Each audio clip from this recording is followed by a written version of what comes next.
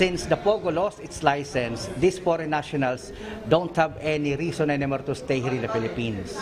Thus, since they have no more working visas, they're all dubbed as undesirable aliens. They are here illegally now. Nakaalis na kanina ang unang batch ng mga Pogo workers mula sa SA Revendel Global Gaming sa Pasay na ni-raid ng mga otoridad noong August 1 dahil sa pagkakasangkot umano sa iba't ibang uri ng scam. 76 ang kabuuang bilang ng unang batch na pawang mga Chinese national.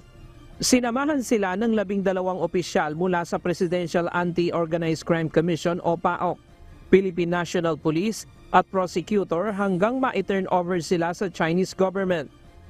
This is the first of a series of deportation. Come Wednesday, we would try to deport another 17 Malaysians. Then come Friday next week, we would deport another 60 Chinese.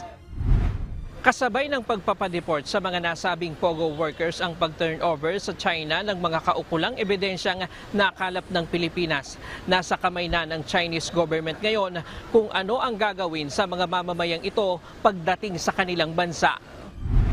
Pagbabawalan ng makapasok sa bansa ang mga dineport na mga dayuhan sa loob ng 5 taon. Pero pagkatapos nito ay maaari na silang mag-apela at mag-file ng petisyon para bawiin ang ban.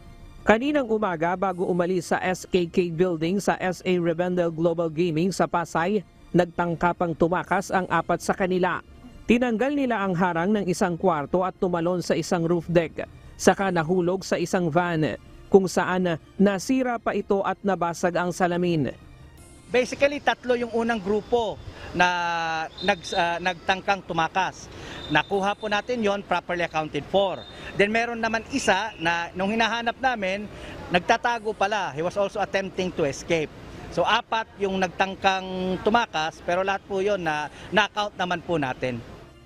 Niread ng mga otoridad ang naturang Pogo Hub dahil sa lab scam, pig butchering scam, online game manipulation at iba pang online investment frauds.